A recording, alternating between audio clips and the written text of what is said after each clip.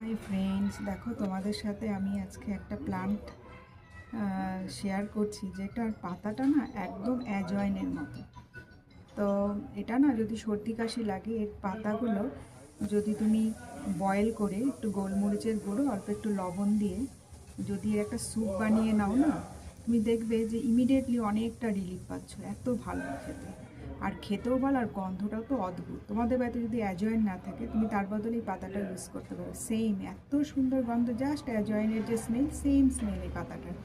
তুমি যদি তোমার ব্যালকনিতে লাগাও না, এর যে পাতাটা না, এত সুন্দর একটা গন্ধ বেরোবে, মনে হচ্ছে পুরো অ্যাজওয়াইনের গন্ধ, এত সুন্দর।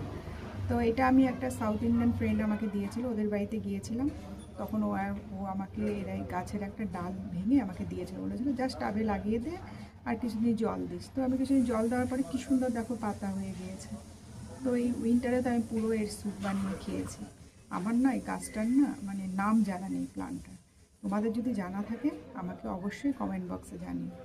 দেখো কি সুন্দর লাগছে না, যেরকম মানে এত সুন্দর গন্ধ না অ্যাজওয়াইনের, সত্যি মানে অদ্ভুত।